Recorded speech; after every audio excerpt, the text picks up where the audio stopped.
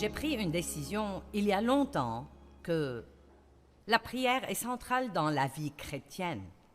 C'est un grand privilège. Ce n'est pas une sorte d'obligation, c'est un privilège d'aller vers le Créateur de l'univers qui a toute puissance et peut tout faire, et de lui demander au nom de Jésus de faire des choses pour nous et pour les autres gens et notre nation et notre gouvernement, et ainsi de suite. Nous parlons de cet obstacle à la prière. Si nous allons nous engager à prier, nous devons tout faire pour nous assurer que nos prières vont être entendues. Qui peut dire amen à cela? Je n'aime pas beaucoup perdre mon temps. Si je fais quelque chose, je veux savoir que ça va servir aux gens. Donc, je suis engagée dans la prière. J'ai passé du temps dans la prière ce matin. Prier pour nos partenaires et pour la réunion, prier pour moi-même et pour mon mari, prier pour nos enfants, prier pour nos collaborateurs en Christ, prier et prier et prier. Donc je veux savoir que mes prières fonctionnent. Ne pas prier est le premier obstacle. Si vous ne priez pas, vous n'obtenez pas de réponse. Le deuxième obstacle est le péché caché. Gardez des choses que vous pensez cachées dans vos vies en pensant que Dieu ne le sait pas. Mais croyez-moi, Dieu sait tout.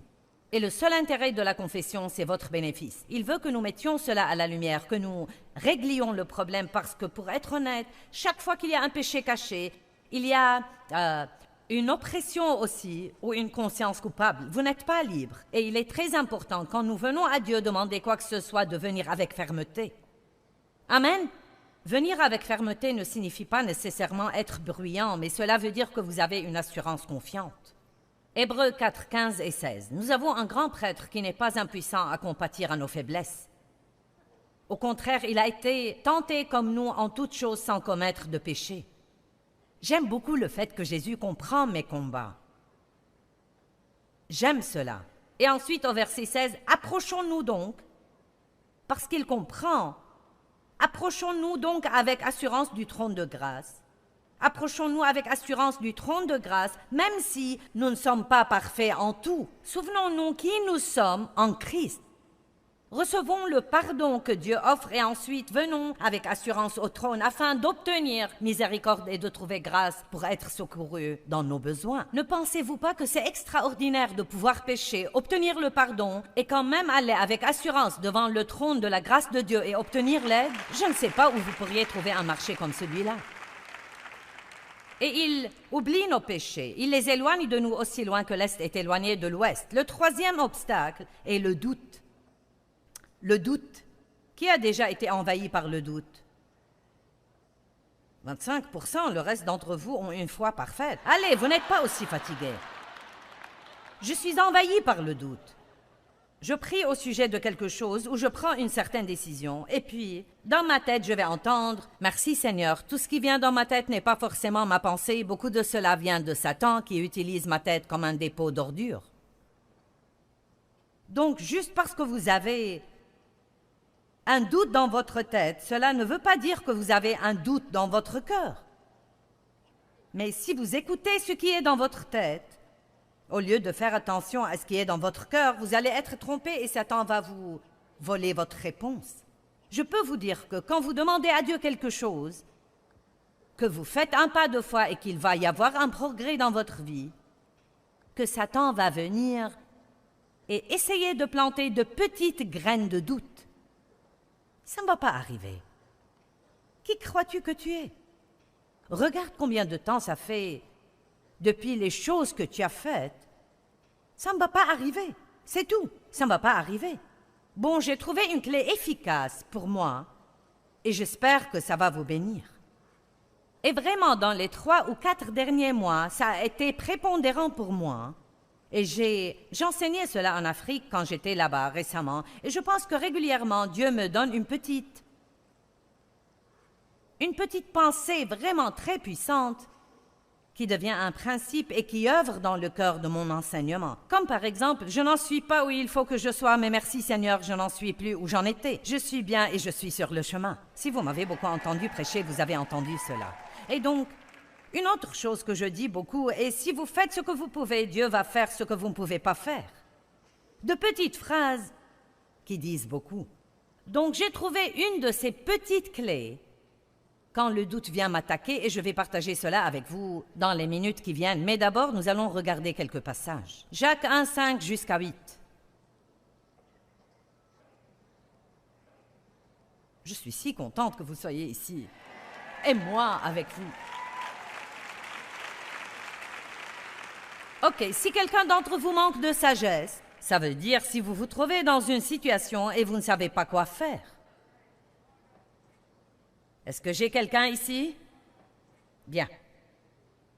Si quelqu'un d'entre vous manque de sagesse, qu'il la demande à Dieu, qui donne à tous, pas juste à quelqu'un, qui donne à tous, libéralement, simplement et sans vous reprocher vos fautes, et cela lui sera donné. Cela lui sera donné. Pas pour vrai où il y a des chances qu'il le soit. Cela lui sera donné. Mon Dieu, si nous lisons vraiment la Bible, et prenons le temps de la regarder mot après mot et de la méditer. Ne lisez pas la Bible en quantité, lisez-la en qualité. Ce n'est pas combien vous avez lu, c'est combien vous tirez de ce que vous avez lu. Ce verset dit quelque chose d'extraordinaire. Si vous ne savez pas quoi faire, demandez à Dieu et il va vous aider. Il ne trouvera pas de faute chez vous. Il ne va pas avoir de ressentiment envers vous car vous n'avez pas toujours été ce que vous auriez dû être dans le passé. Demandez et Dieu va vous aider. Regardons la suite. Verset 6. Mais qu'il la demande avec foi, sans jamais douter, ni hésiter, ni transiger. Cela veut dire que nous devons aligner nos pensées sur ce que nous croyons et nous y tenir. Ne pas changer nos pensées et être indécis. Une minute, je pense que je crois, et la minute d'après, je pense que je ne crois pas. Je crois que c'est ce que je veux que Dieu fasse. Non, je ne sais pas si c'est ce que je veux que Dieu fasse. Car celui qui doute est semblable au flot de la mer agité et poussé, d'un côté et de l'autre, et ballotté par le vent. Qu'un tel homme ne s'imagine pas qu'il recevra quelque chose qu'il demande du Seigneur. Pourquoi? Parce que ce doute devient une route barrée. J'ai prié avec foi et j'ai fait sortir ma prière. Et maintenant, même si Dieu envoie une réponse, elle ne va pas entrer parce que la route est fermée. Vous dites, dis-moi vite. Quelle est la réponse? Dans une minute, mais je veux que tu aies faim de cette réponse. Marc 11, 23.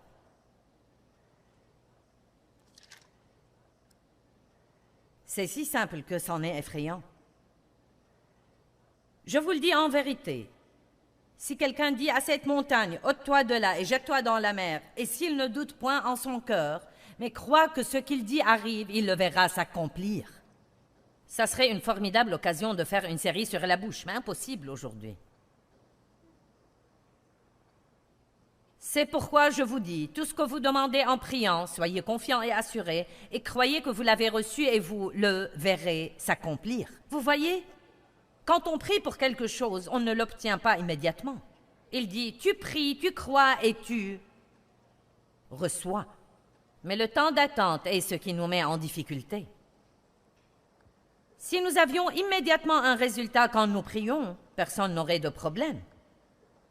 Mais quand vous priez et vous devez attendre 1 semaine, 1 mois, 3 mois, 6 mois, 1 année, 2 ans, 3 ans, 4, 5, 6. Oh là là, ça donne le temps au diable de manipuler vos pensées. Amen. Donc, j'ai découvert que tout ce que nous avons vraiment besoin de faire, quand le diable essaye de nous mentir, c'est juste de lui répondre. Apprendre comment répondre au diable. Hein? Bon, d'abord, c'est ce à quoi vous ressemblez tous. Tout d'abord, réalisez que toutes les pensées qui viennent dans votre tête ne sont pas de vous. Donc, ne les prenez pas comme venant de vous, ni comme étant les vôtres. Si quelqu'un vous offrait du poison, vous ne le prendriez pas juste parce que c'est quelqu'un qui vous l'offre. Et Satan offre d'empoisonner nos vies, sans dire combien de fois par jour il met de fausses pensées dans nos têtes, mais la Bible dit que vous pouvez chasser les mauvaises pensées et garder les bonnes. Nous avons deux intelligences, de la chair et de l'esprit, et vos pensées devraient être vos pensées, et vous ne devez pas penser quelque chose si vous ne le voulez pas. Vous pouvez choisir vos pensées avec attention, vous pouvez en jeter et en garder d'autres. Ça a l'air d'être un gros travail, Joyce, n'est-ce pas? Laissez-moi vous dire quelque chose, vous n'allez pas être un chrétien fainéant et être victorieux. C'est pourquoi j'ai dit hier qu'être chrétien n'est pas pour les faibles, c'est un travail à temps plein. Amen. Vous pouvez aller à l'église chaque semaine et aller à la maison, être malheureux toute la semaine et retourner à l'église puis à la maison. Vous pouvez faire cela pendant 50 ans et vous irez sans doute au ciel parce que vous croyez vraiment en Jésus, mais vous n'aurez aucune joie ici. Vous n'aurez jamais aucune victoire et personne ne désirera jamais ce que vous avez. Donc, pour le bien de Jésus, il est temps de prendre le dessus et de réaliser finalement que la Bible dit que nous sommes les représentants de Dieu sur la terre. Les représentants de Dieu sur la terre. La Bible dit clairement que Dieu appelle le monde à lui par nous. Quel genre de vie vivez-vous? Êtes-vous sel et lumière? Est-ce que quelqu'un veut ce que vous avez?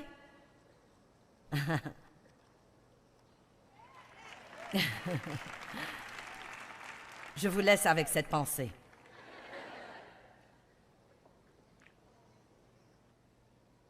Nous ne devons pas simplement écouter tout ce qui nous tombe dans la tête. Apprenons comment répondre au diable. Et j'ai découvert une chose formidable. Tout ce que je dis maintenant est « Je crois que Dieu est en train de travailler. » Peu m'importe de quoi ça a l'air. Peu m'importe ce qu'on ressent. Peu m'importe ce que je vois et ce que je ne vois pas et depuis combien de temps, je crois que Dieu est en train de travailler. Et vous savez que c'est vrai. Quand vous voyez un résultat, c'est le résultat de ce que Dieu faisait alors qu'il était en train de travailler et que nous ne le voyons pas. Et donc actuellement, alors que vous êtes ici dans cette conférence, si vous avez cru en Dieu et que vous ne doutez pas, Dieu travaille. Il travaille sur vos enfants et sur votre époux pour qui vous avez prié. Il travaille sur vous car vous lui avez demandé de travailler en vous. Et alors le diable dit, « Bon, mais tu ne changes pas, tu te comportes mal. » Vous lui dites, « Dieu travaille en moi. » Peu m'importe de quoi ça a l'air, Dieu est en train de travailler en moi. Et c'est ainsi que vous gardez votre foi. Vous ne restez pas juste. C'est très difficile, la foi est si difficile. Je veux dire, je prie et j'essaye de croire en Dieu et puis j'ai tous ces doutes. Tout ce que nous faisons, c'est être d'accord avec le diable. Allez, faites-vous entendre. Dites-le à voix haute. Je crois que Dieu est en train de travailler et peu m'importe, ça m'est égal que vous deviez le dire 200 fois par jour. Prenez la décision que vous allez agir comme un guerrier, plus que victorieux, et vous n'allez plus vous laisser abattre ni accepter de prendre tout ce que le diable vous jette. La Bible dit, si vous demandez en mon nom, vous recevrez.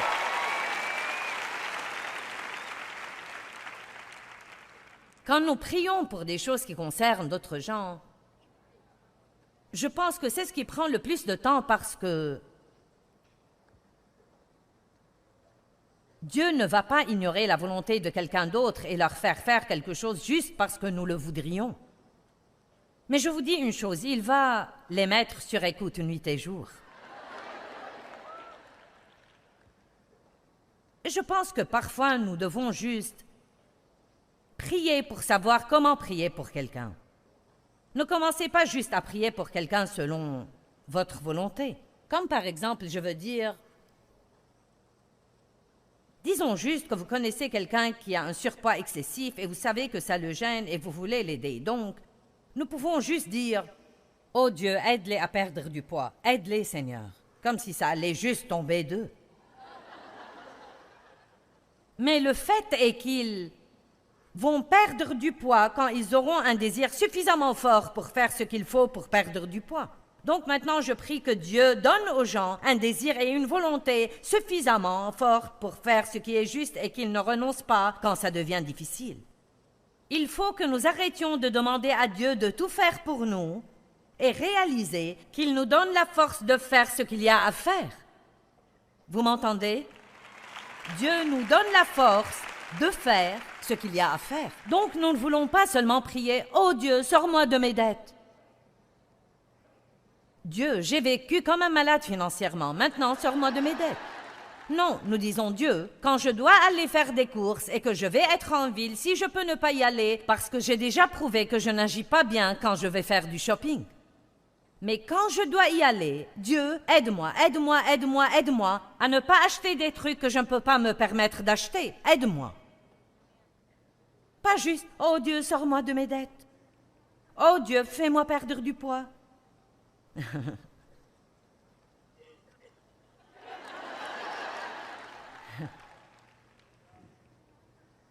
Et peu importe ce à quoi ça ressemble, comme... Vous savez, il y a des gens que j'aime qui... Je veux dire, j'ai 4 enfants et 10 petits-enfants, et donc, bien sûr, parmi eux, il y a des gens qui ont des besoins dans leur vie. Et je prie régulièrement différentes choses pour mes enfants et mes petits-enfants. Et pour certains, il apparaît que je prie et ça arrive très vite, et puis pour d'autres, c'est comme, est-ce que ça va vraiment? Est-ce que ça va jamais changer? Mais chaque fois que cette pensée vient dans mon esprit, ça ne va jamais changer. Je dis, je crois que Dieu travaille et je nomme la personne. Je sais que Dieu travaille. Écoutez-moi bien. Je pense que cela rend Dieu le Père comme, ouais. Il croit toujours. Oui. Dites, je crois que Dieu travaille. Pouvez-vous déjà avoir un petit indice de comment ça va vous aider à ne pas baisser les bras en pensant « Eh bien, ça ne va jamais marcher, rien ne va jamais marcher. Je crois que Dieu travaille. » Allons à 2 Corinthiens 4.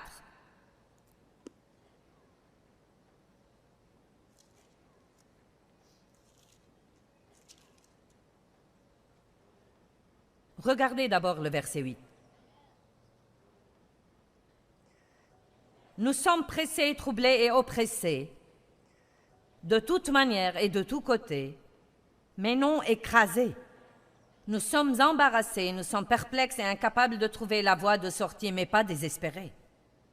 Persécutés, mais non abandonnés. Frappés et abattus jusqu'à terre, mais non perdus ni détruits. Personnellement, je dirais qu'ils avaient tout un gros tas de problèmes, pas vous? Regardez le verset 13. Mais ayant le même esprit de foi, selon ce qui est écrit, j'ai cru, c'est pourquoi j'ai parlé. Nous aussi, nous croyons, c'est pourquoi nous parlons. Oh, j'aime ça. Je me demande ce qu'il disait. Bien, je doute que Dieu arrive à une percée. Je ne sais pas si nous allons nous en sortir cette fois, ce sera notre fin. Nous avons eu beaucoup de difficultés, mais celle-là est sur le point de nous avoir. Non, je crois que même dans les périodes où Paul était en prison, il disait « Je crois que Dieu travaille. Je crois que Dieu travaille. Je crois que Dieu travaille. » Peu m'importe de quoi ça a l'air et ce qu'on ressent. Et même si ça prend longtemps, quand vous croyez que Dieu est en train de travailler, la joie vient par le fait de croire. Quand vous croyez, vous recevez la joie en retour. Nous perdons notre joie quand nous sommes négatifs et critiques. Nous voyons tout en noir et posons surtout un regard acide. Vous vous aidez vous-même quand vous dites « Je crois que Dieu travaille ».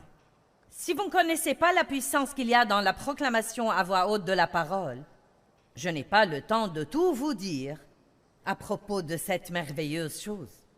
Mais c'est une des choses les plus merveilleuses que vous pouvez apprendre à faire. Votre bouche, prononçant la parole de Dieu, est la plus grande arme que vous ayez contre le diable. Ne laissez pas le diable utiliser votre bouche. Vous utilisez votre bouche contre le diable. Amen. La Bible dit que les anges écoutent avec attention la parole. Ils n'écoutent pas nos plaintes, ils n'écoutent pas nos murmures et nos ronchonnements. Ils n'écoutent pas ce que nous disons de notre incapacité à tenir une semaine de plus si Dieu n'intervient pas. Ils écoutent la parole de Dieu. Et je crois que chaque fois que nous disons « Je crois que Dieu est en train de travailler », dès maintenant, Dieu travaille dans ma vie. Toute la journée, Dieu travaille dans ma vie et je vais voir le résultat de ce que Dieu fait. Parce que vous voyez, Dieu travaille en secret et puis il amène les choses au grand jour. La foi va dans le royaume spirituel et amène ces choses qui sont déjà là où on peut les voir. Qu'est-il écrit en Matthieu 11? Si vous croyez, cela vous sera accordé. Il n'est pas dit quand cela arrivera, mais il est dit que cela vous sera accordé. Dites, je crois que Dieu travaille. Il faut être prudent concernant le doute. J'ai eu des problèmes avec le doute et nous passons tous par des problèmes, mais je crois au moins pour moi, et j'espère que le fait que j'ai trouvé une clé vous sert. C'est un secret spirituel qui va m'aider à me battre contre le doute, et cependant c'est très très simple. Chaque fois que le doute vient dans mes pensées concernant quelque chose pour lequel je prie et je demande à Dieu d'agir et que le diable me fait penser que je pourrais oublier, que ça n'arrivera pas, je dis tout simplement et à voix haute, je crois que Dieu travaille dans cette situation. Pouvons-nous le répéter? Je crois que Dieu travaille. Je crois que Dieu travaille en Johnny. Je crois que Dieu travaille en Mary. Je crois également que Dieu travaille dans mes finances. Je crois que Dieu travaille dans mon corps malade. Il me guérit maintenant. Je crois vraiment que Dieu travaille. Il est en train de m'aider à surmonter mon passé. Je crois que Dieu travaille.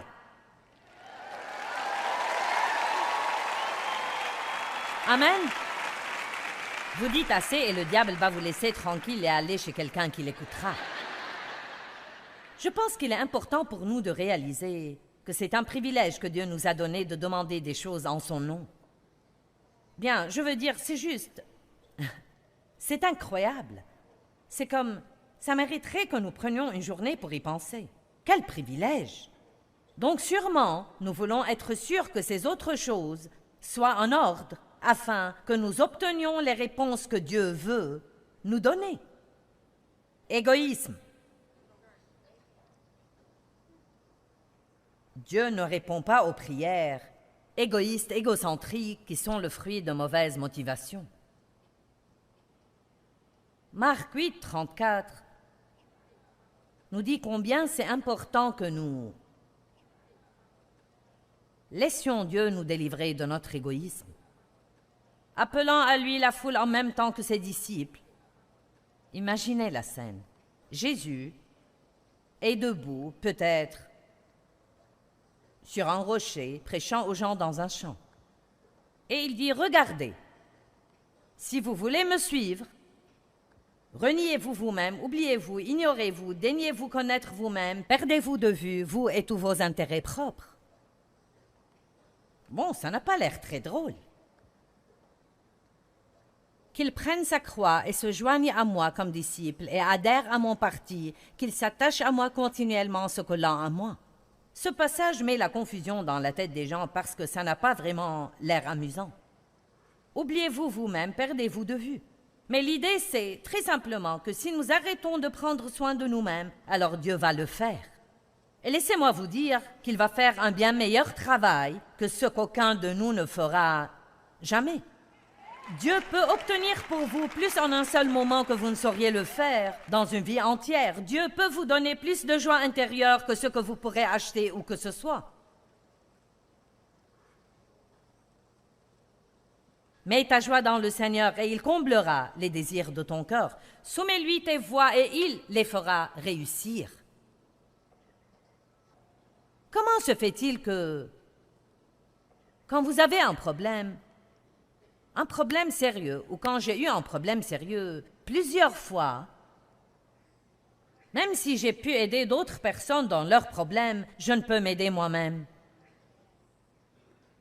Oubliez-vous, arrêtez de prendre soin de vous-même. Pourquoi ne prenez-vous pas votre retraite du soin de soi et ne fêtez-vous pas cette retraite?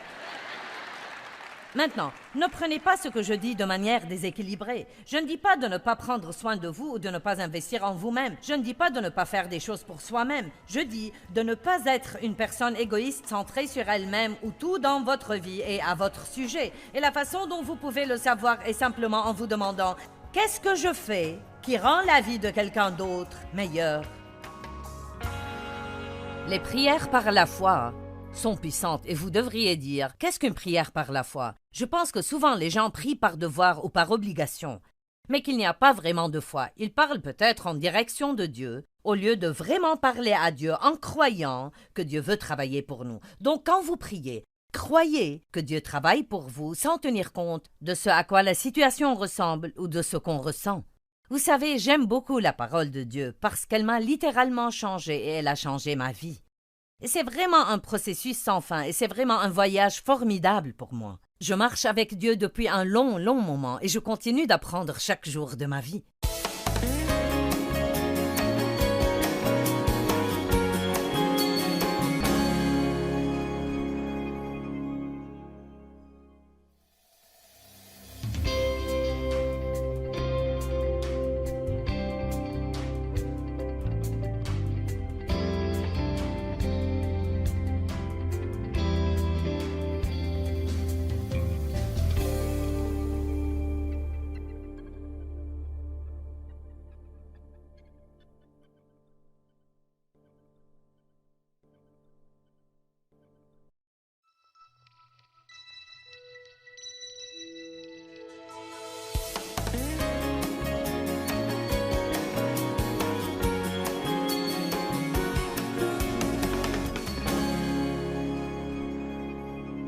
J'ai pris une décision il y a longtemps que la prière est centrale dans la vie chrétienne. C'est un grand privilège. Ce n'est pas une sorte d'obligation, c'est un privilège d'aller vers le Créateur de l'univers qui a toute puissance et peut tout faire, et de lui demander au nom de Jésus de faire des choses pour nous et pour les autres gens et notre nation et notre gouvernement et ainsi de suite. Nous parlons de cet obstacle à la prière. Si nous allons nous engager à prier, nous devons tout faire pour nous assurer que nos prières vont être entendues. Qui peut dire amen à cela? Je n'aime pas beaucoup perdre mon temps. Si je fais quelque chose, je veux savoir que ça va servir aux gens. Donc, je suis engagée dans la prière. J'ai passé du temps dans la prière ce matin. Prier pour nos partenaires et pour la réunion, prier pour moi-même et pour mon mari, prier pour nos enfants, prier pour nos collaborateurs en Christ, prier et prier et prier. Donc je veux savoir que mes prières fonctionnent. Ne pas prier est le premier obstacle. Si vous ne priez pas, vous n'obtenez pas de réponse. Le deuxième obstacle est le péché caché. Gardez des choses que vous pensez cachées dans vos vies en pensant que Dieu ne le sait pas. Mais croyez-moi, Dieu sait tout. Et le seul intérêt de la confession, c'est votre bénéfice. Il veut que nous mettions cela à la lumière, que nous réglions le problème parce que, pour être honnête, chaque fois qu'il y a un péché caché, il y a une oppression aussi ou une conscience coupable. Vous n'êtes pas libre. Et il est très important, quand nous venons à Dieu demander quoi que ce soit, de venir avec fermeté. Amen. Venir avec fermeté ne signifie pas nécessairement être bruyant, mais cela veut dire que vous avez une assurance confiante. Hébreux 4, 15 et 16. Nous avons un grand prêtre qui n'est pas impuissant à compatir à nos faiblesses. Au contraire, il a été tenté comme nous en toutes choses sans commettre de péché. J'aime beaucoup le fait que Jésus comprend mes combats. J'aime cela. Et ensuite, au verset 16, approchons-nous donc, parce qu'il comprend, approchons-nous donc avec assurance du trône de grâce. Approchons-nous avec assurance du trône de grâce, même si nous ne sommes pas parfaits en tout. Souvenons-nous qui nous sommes en Christ. Recevons le pardon que Dieu offre et ensuite venons avec assurance au trône afin d'obtenir miséricorde et de trouver grâce pour être secourus dans nos besoins. Ne pensez-vous pas que c'est extraordinaire de pouvoir pécher, obtenir le pardon et quand même aller avec assurance devant le trône de la grâce de Dieu et obtenir l'aide? Je ne sais pas où vous pourriez trouver un marché comme celui-là. Et il oublie nos péchés. Il les éloigne de nous aussi loin que l'Est est éloigné de l'Ouest. Le troisième obstacle est le doute. Le doute. Qui a déjà été envahi par le doute? 25%, le reste d'entre vous ont une foi parfaite. Allez, vous n'êtes pas aussi fatigués. Je suis envahi par le doute. Je prie au sujet de quelque chose ou je prends une certaine décision et puis, dans ma tête, je vais entendre « Merci Seigneur, tout ce qui vient dans ma tête n'est pas forcément ma pensée, beaucoup de cela vient de Satan qui utilise ma tête comme un dépôt d'ordures. » Donc, juste parce que vous avez un doute dans votre tête, cela ne veut pas dire que vous avez un doute dans votre cœur. Mais si vous écoutez ce qui est dans votre tête, au lieu de faire attention à ce qui est dans votre cœur, vous allez être trompé et Satan va vous voler votre réponse. Je peux vous dire que quand vous demandez à Dieu quelque chose, que vous faites un pas de foi et qu'il va y avoir un progrès dans votre vie, que Satan va venir et essayer de planter de petites graines de doute. Ça ne va pas arriver. Qui crois-tu que tu es? Regarde combien de temps ça fait depuis les choses que tu as faites. Ça ne va pas arriver. C'est tout. Ça ne va pas arriver. Bon, j'ai trouvé une clé efficace pour moi et j'espère que ça va vous bénir. Et vraiment, dans les 3 ou 4 derniers mois, ça a été prépondérant pour moi. Et j'enseignais cela en Afrique quand j'étais là-bas récemment. Et je pense que régulièrement, Dieu me donne une petite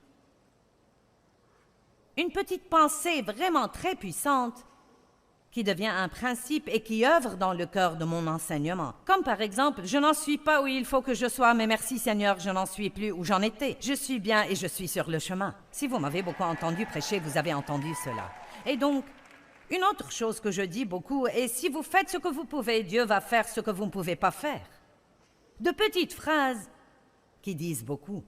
Donc, j'ai trouvé une de ces petites clés quand le doute vient m'attaquer et je vais partager cela avec vous dans les minutes qui viennent. Mais d'abord, nous allons regarder quelques passages. Jacques 1, 5 jusqu'à 8. Je suis si contente que vous soyez ici. Et moi avec vous. Ok, si quelqu'un d'entre vous manque de sagesse, ça veut dire si vous vous trouvez dans une situation et vous ne savez pas quoi faire. Est-ce que j'ai quelqu'un ici? Bien. Si quelqu'un d'entre vous manque de sagesse, qu'il la demande à Dieu, qui donne à tous, pas juste à quelqu'un, qui donne à tous, libéralement, simplement et sans vous reprocher vos fautes, et cela lui sera donné. Cela lui sera donné. Pas pourrait où il y a des chances qu'il le soit. Cela lui sera donné. Mon Dieu, si nous lisons vraiment la Bible, et prenons le temps de la regarder mot après mot et de la méditer. Ne lisez pas la Bible en quantité, lisez-la en qualité. Ce n'est pas combien vous avez lu, c'est combien vous tirez de ce que vous avez lu. Ce verset dit quelque chose d'extraordinaire. Si vous ne savez pas quoi faire, demandez à Dieu et il va vous aider. Il ne trouvera pas de faute chez vous. Il ne va pas avoir de ressentiment envers vous, car vous n'avez pas toujours été ce que vous auriez dû être dans le passé. Demandez, et Dieu va vous aider. Regardons la suite. Verset 6. Mais qu'il la demande avec foi, sans jamais douter, ni hésiter, ni transiger. Cela veut dire que nous devons aligner nos pensées sur ce que nous croyons et nous y tenir. Ne pas changer nos pensées et être indécis. Une minute, je pense que je crois, et la minute d'après, je pense que je ne crois pas. Je crois que c'est ce que je veux que Dieu fasse. Non, je ne sais pas si c'est ce que je veux que Dieu fasse. Car celui qui doute est semblable au flot de la mer agité et poussé, d'un côté et de l'autre, et ballotté par le vent. Qu'un tel homme ne s'imagine pas qu'il recevra quelque chose qu'il demande du Seigneur. Pourquoi? Parce que ce doute devient une route barrée. J'ai prié avec foi et j'ai fait sortir ma prière. Et maintenant, même si Dieu envoie une réponse, elle ne va pas entrer parce que la route est fermée. Vous dites, dis-moi vite, quelle est la réponse? Dans une minute, mais je veux que tu aies faim de cette réponse. Marc 11, 23.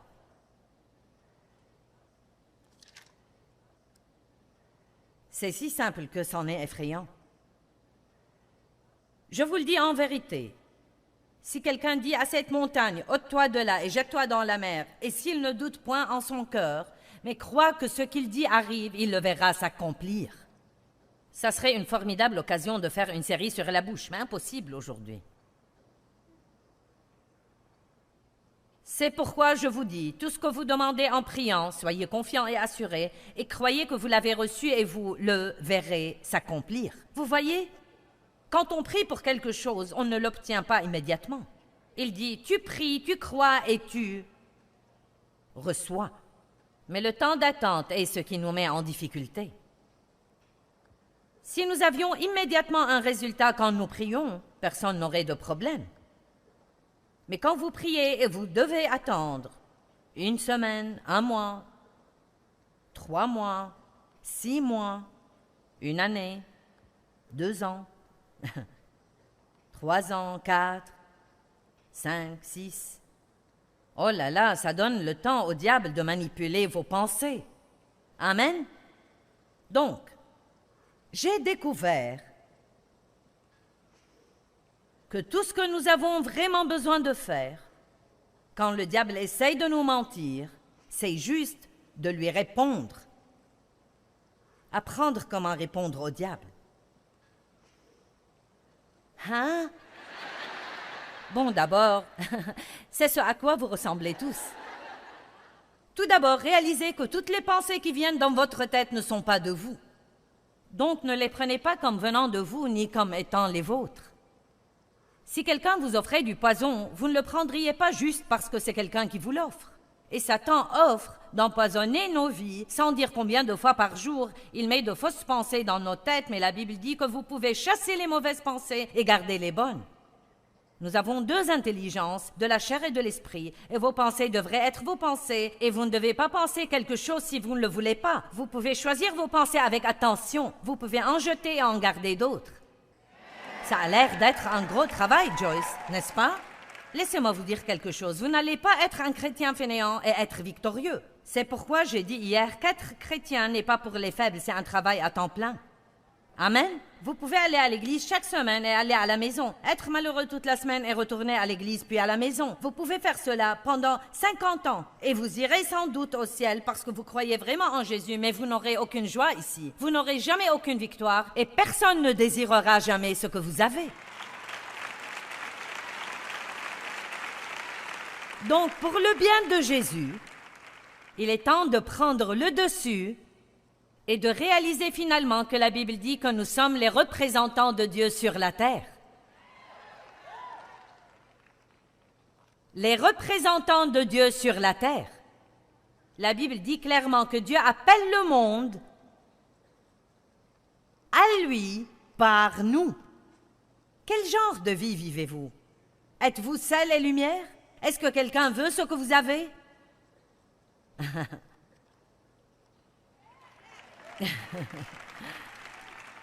Je vous laisse avec cette pensée.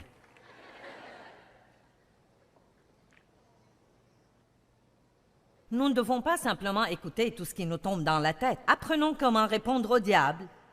Et j'ai découvert une chose formidable. Tout ce que je dis maintenant est « Je crois que Dieu est en train de travailler. » Peu m'importe de quoi ça a l'air. Peu m'importe ce qu'on ressent.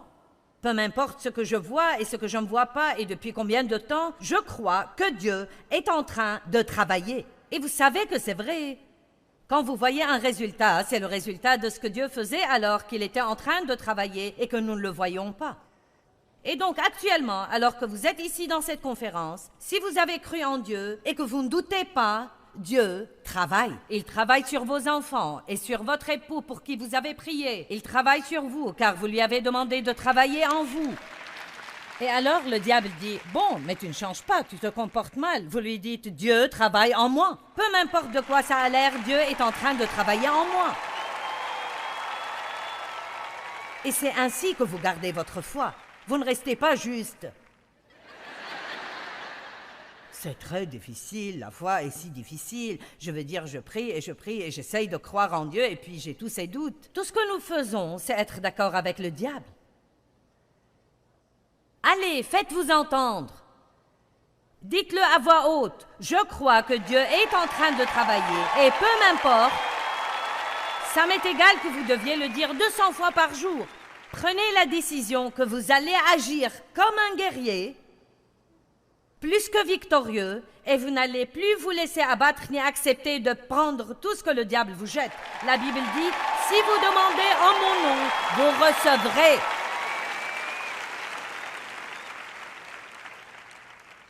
Quand nous prions pour des choses qui concernent d'autres gens, je pense que c'est ce qui prend le plus de temps parce que Dieu ne va pas ignorer la volonté de quelqu'un d'autre et leur faire faire quelque chose juste parce que nous le voudrions. Mais je vous dis une chose, il va les mettre sur écoute nuit et jour. Et je pense que parfois nous devons juste prier pour savoir comment prier pour quelqu'un.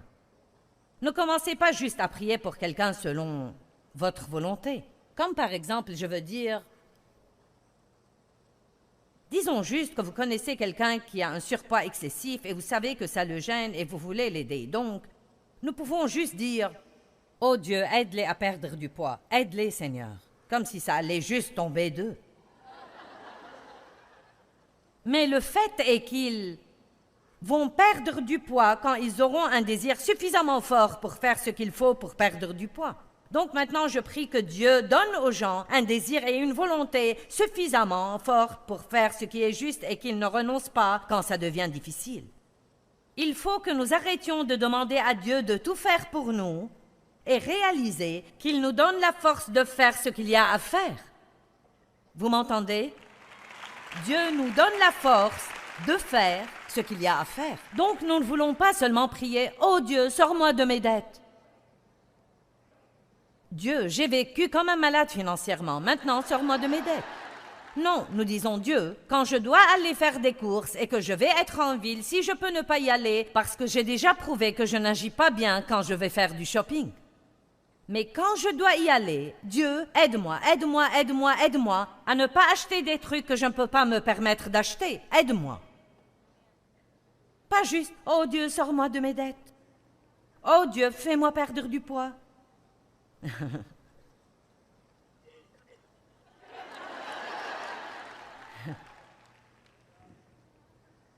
Et peu importe ce à quoi ça ressemble, comme... Vous savez, il y a des gens que j'aime qui... Je veux dire, j'ai 4 enfants et 10 petits-enfants, et donc, bien sûr, parmi eux, il y a des gens qui ont des besoins dans leur vie. Et je prie régulièrement différentes choses pour mes enfants et mes petits-enfants. Et pour certains, il apparaît que je prie et ça arrive très vite, et puis pour d'autres, c'est comme, est-ce que ça va vraiment? Est-ce que ça va jamais changer? Mais chaque fois que cette pensée vient dans mon esprit, ça ne va jamais changer. Je dis, je crois que Dieu travaille et je nomme la personne. Je sais que Dieu travaille. Écoutez-moi bien. Je pense que cela rend Dieu le Père comme, ouais. Il croit toujours. Oui. Dites, je crois que Dieu travaille. Pouvez-vous déjà avoir un petit indice de comment ça va vous aider à ne pas baisser les bras en pensant « Eh bien, ça ne va jamais marcher, rien ne va jamais marcher. Je crois que Dieu travaille. » Allons à 2 Corinthiens 4.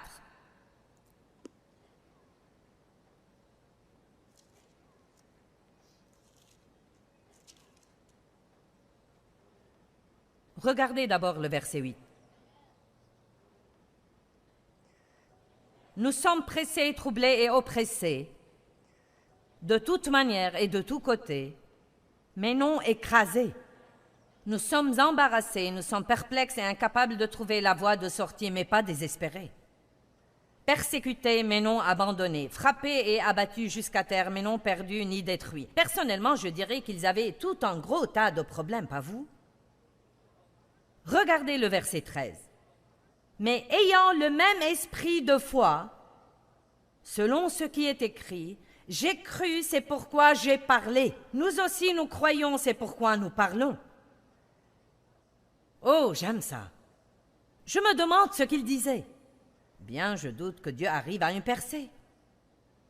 Je ne sais pas si nous allons nous en sortir cette fois, ce sera notre fin.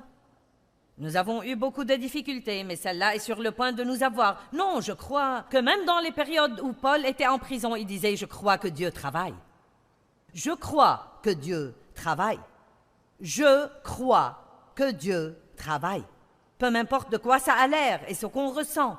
Et même si ça prend longtemps, quand vous croyez que Dieu est en train de travailler, la joie vient par le fait de croire. Quand vous croyez, vous recevez la joie en retour. Nous perdons notre joie quand nous sommes négatifs et critiques. Nous voyons tout en noir et posons surtout un regard acide. Vous vous aidez vous-même quand vous dites « Je crois que Dieu travaille ».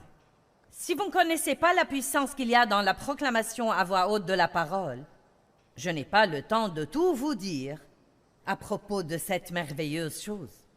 Mais c'est une des choses les plus merveilleuses que vous pouvez apprendre à faire.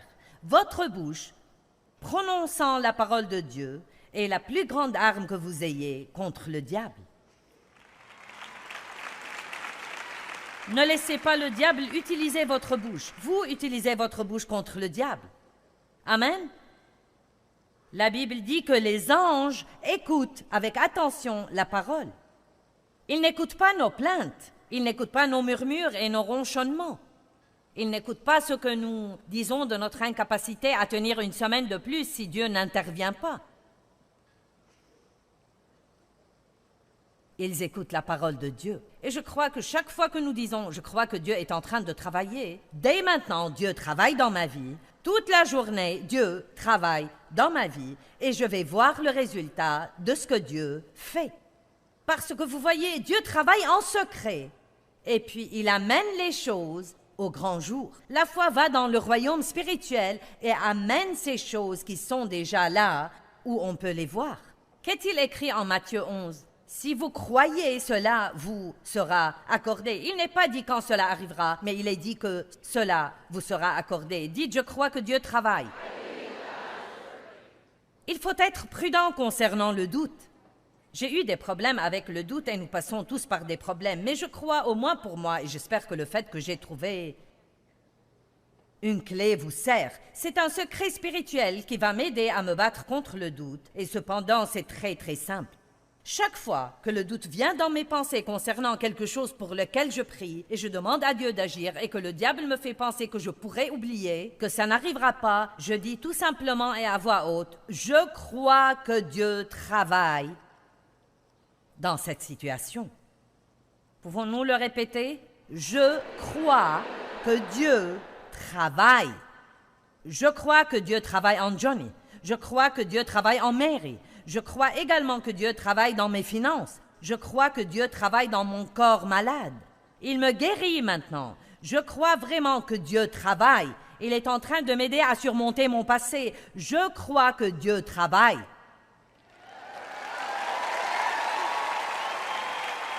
Amen. Vous dites assez et le diable va vous laisser tranquille et aller chez quelqu'un qui l'écoutera. Je pense qu'il est important pour nous de réaliser que c'est un privilège que Dieu nous a donné de demander des choses en son nom. Bien, je veux dire, c'est juste... c'est incroyable. C'est comme... ça mériterait que nous prenions une journée pour y penser. Quel privilège!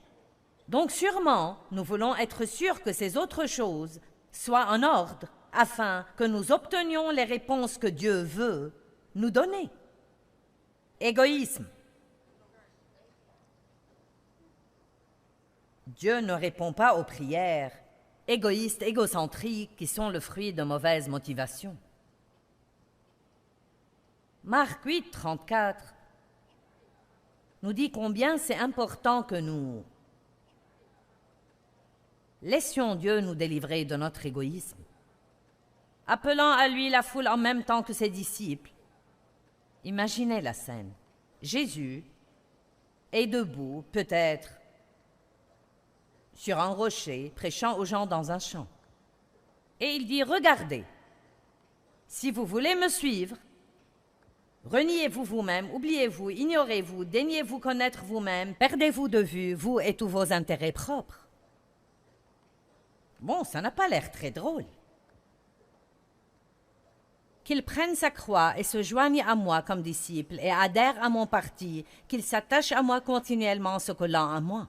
Ce passage met la confusion dans la tête des gens parce que ça n'a pas vraiment l'air amusant.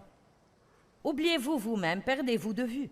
Mais l'idée, c'est très simplement que si nous arrêtons de prendre soin de nous-mêmes, alors Dieu va le faire.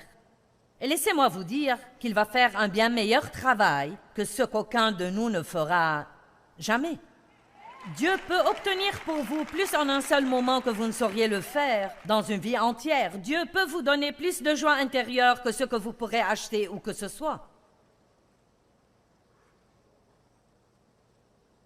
Mets ta joie dans le Seigneur et il comblera les désirs de ton cœur. Soumets-lui tes voies et il les fera réussir. Comment se fait-il que, quand vous avez un problème sérieux, ou quand j'ai eu un problème sérieux plusieurs fois, même si j'ai pu aider d'autres personnes dans leurs problèmes, je ne peux m'aider moi-même. Oubliez-vous, arrêtez de prendre soin de vous-même. Pourquoi ne prenez-vous pas votre retraite du soin de soi et ne fêtez-vous pas cette retraite? Maintenant, ne prenez pas ce que je dis de manière déséquilibrée. Je ne dis pas de ne pas prendre soin de vous ou de ne pas investir en vous-même. Je ne dis pas de ne pas faire des choses pour soi-même. Je dis de ne pas être une personne égoïste centrée sur elle-même où tout dans votre vie est à votre sujet. Et la façon dont vous pouvez le savoir est simplement en vous demandant « Qu'est-ce que je fais qui rend la vie de quelqu'un d'autre meilleure ?»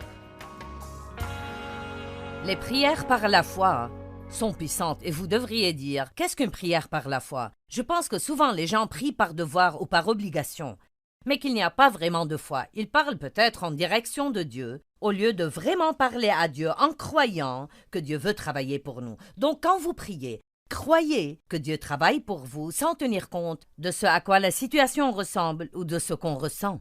Vous savez, j'aime beaucoup la parole de Dieu parce qu'elle m'a littéralement changé et elle a changé ma vie.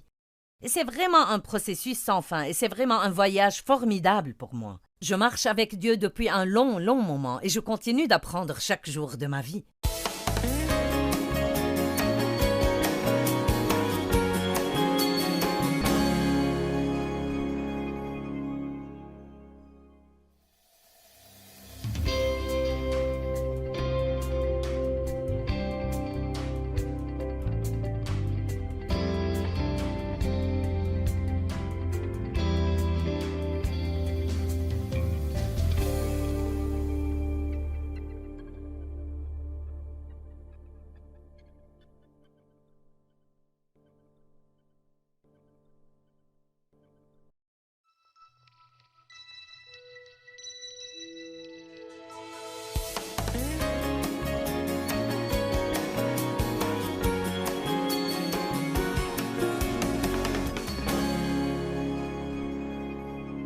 J'ai pris une décision il y a longtemps que la prière est centrale dans la vie chrétienne. C'est un grand privilège. Ce n'est pas une sorte d'obligation, c'est un privilège d'aller vers le Créateur de l'univers qui a toute puissance et peut tout faire, et de lui demander au nom de Jésus de faire des choses pour nous et pour les autres gens et notre nation et notre gouvernement et ainsi de suite. Nous parlons de cet obstacle à la prière. Si nous allons nous engager à prier, nous devons tout faire pour nous assurer que nos prières vont être entendues. Qui peut dire amen à cela? Je n'aime pas beaucoup perdre mon temps. Si je fais quelque chose, je veux savoir que ça va servir aux gens. Donc, je suis engagée dans la prière. J'ai passé du temps dans la prière ce matin. Prier pour nos partenaires et pour la réunion. Prier pour moi-même et pour mon mari. Prier pour nos enfants. Prier pour nos collaborateurs en Christ. Prier et prier et prier. Donc, je veux savoir que mes prières fonctionnent. Ne pas prier est le premier obstacle. Si vous ne priez pas, vous n'obtenez pas de réponse. Le deuxième obstacle est le péché caché. Gardez des choses que vous pensez cachées dans vos vies en pensant que Dieu ne le sait pas. Mais croyez-moi, Dieu sait tout. Et le seul intérêt de la confession, c'est votre bénéfice. Il veut que nous mettions cela à la lumière, que nous réglions le problème parce que, pour être honnête, chaque fois qu'il y a un péché caché, il y a une oppression aussi ou une conscience coupable. Vous n'êtes pas libre. Et il est très important, quand nous venons à Dieu demander quoi que ce soit, de venir avec fermeté. Amen. Venir avec fermeté ne signifie pas nécessairement être bruyant, mais cela veut dire que vous avez une assurance confiante. Hébreux 4, 15 et 16. Nous avons un grand prêtre qui n'est pas impuissant à compatir à nos faiblesses. Au contraire, il a été tenté comme nous en toutes choses sans commettre de péché. J'aime beaucoup le fait que Jésus comprend mes combats. J'aime cela. Et ensuite, au verset 16, approchons-nous donc, parce qu'il comprend. Approchons-nous donc avec assurance du trône de grâce. Approchons-nous avec assurance du trône de grâce, même si nous ne sommes pas parfaits en tout. Souvenons-nous qui nous sommes en Christ. Recevons le pardon que Dieu offre et ensuite venons avec assurance au trône afin d'obtenir miséricorde et de trouver grâce pour être secourus dans nos besoins. Ne pensez-vous pas que c'est extraordinaire de pouvoir pécher, obtenir le pardon et quand même aller avec assurance devant le trône de la grâce de Dieu et obtenir l'aide? Je ne sais pas où vous pourriez trouver un marché comme celui-là. Et il oublie nos péchés. Il les éloigne de nous aussi loin que l'Est est éloigné de l'Ouest. Le troisième obstacle est le doute. Le doute. Qui a déjà été envahi par le doute? 25%, le reste d'entre vous ont une foi parfaite. Allez, vous n'êtes pas aussi fatigués. Je suis envahi par le doute. Je prie au sujet de quelque chose ou je prends une certaine décision. Et puis, dans ma tête, je vais entendre « Merci Seigneur, tout ce qui vient dans ma tête n'est pas forcément ma pensée. Beaucoup de cela vient de Satan qui utilise ma tête comme un dépôt d'ordures. » Donc, juste parce que vous avez un doute dans votre tête, cela ne veut pas dire que vous avez un doute dans votre cœur.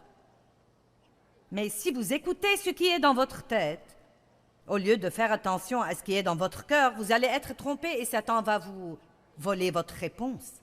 Je peux vous dire que quand vous demandez à Dieu quelque chose, que vous faites un pas de foi et qu'il va y avoir un progrès dans votre vie, que Satan va venir et essayer de planter de petites graines de doute. Ça ne va pas arriver. Qui crois-tu que tu es? Regarde combien de temps ça fait depuis les choses que tu as faites. Ça ne va pas arriver. C'est tout. Ça ne va pas arriver. Bon, j'ai trouvé une clé efficace pour moi et j'espère que ça va vous bénir. Et vraiment, dans les 3 ou 4 derniers mois, ça a été prépondérant pour moi. Et j'enseignais cela en Afrique quand j'étais là-bas récemment. Et je pense que régulièrement, Dieu me donne une petite pensée vraiment très puissante qui devient un principe et qui œuvre dans le cœur de mon enseignement. Comme par exemple, je n'en suis pas où il faut que je sois, mais merci Seigneur, je n'en suis plus où j'en étais. Je suis bien et je suis sur le chemin. Si vous m'avez beaucoup entendu prêcher, vous avez entendu cela. Et donc, une autre chose que je dis beaucoup est, si vous faites ce que vous pouvez, Dieu va faire ce que vous ne pouvez pas faire. De petites phrases qui disent beaucoup. Donc j'ai trouvé une de ces petites clés quand le doute vient m'attaquer et je vais partager cela avec vous dans les minutes qui viennent. Mais d'abord, nous allons regarder quelques passages. Jacques 1, 5 jusqu'à 8. Je suis si contente que vous soyez ici. Et moi avec vous. Ok, si quelqu'un d'entre vous manque de sagesse, ça veut dire si vous vous trouvez dans une situation et vous ne savez pas quoi faire. Est-ce que j'ai quelqu'un ici? Bien. Si quelqu'un d'entre vous manque de sagesse, qu'il la demande à Dieu, qui donne à tous, pas juste à quelqu'un, qui donne à tous, libéralement, simplement et sans vous reprocher vos fautes, et cela lui sera donné. Cela lui sera donné. Pas pour vrai où il y a des chances qu'il le soit. Cela lui sera donné. Mon Dieu, si nous lisons vraiment la Bible, et prenons le temps de la regarder mot après mot et de la méditer. Ne lisez pas la Bible en quantité, lisez-la en qualité. Ce n'est pas combien vous avez lu, c'est combien vous tirez de ce que vous avez lu. Ce verset dit quelque chose d'extraordinaire. Si vous ne savez pas quoi faire, demandez à Dieu et il va vous aider. Il ne trouvera pas de faute chez vous. Il ne va pas avoir de ressentiment envers vous, car vous n'avez pas toujours été ce que vous auriez dû être dans le passé. Demandez, et Dieu va vous aider. Regardons la suite. Verset 6. Mais qu'il la demande avec foi, sans jamais douter, ni hésiter, ni transiger. Cela veut dire que nous devons aligner nos pensées sur ce que nous croyons et nous y tenir. Ne pas changer nos pensées et être indécis. Une minute, je pense que je crois, et la minute d'après, je pense que je ne crois pas. Je crois que c'est ce que je veux que Dieu fasse. Non, je ne sais pas si c'est ce que je veux que Dieu fasse. Car celui qui doute est semblable au flot de la mer agité et poussé, d'un côté et de l'autre, et ballotté par le vent. Qu'un tel homme ne s'imagine pas qu'il recevra quelque chose qu'il demande du Seigneur. Pourquoi? Parce que ce doute devient une route barrée. J'ai prié avec foi et j'ai fait sortir ma prière. Et maintenant, même si Dieu envoie une réponse, elle ne va pas entrer parce que la route est fermée. Vous dites, dis-moi vite, quelle est la réponse? Dans une minute, mais je veux que tu aies faim de cette réponse. Marc 11, 23.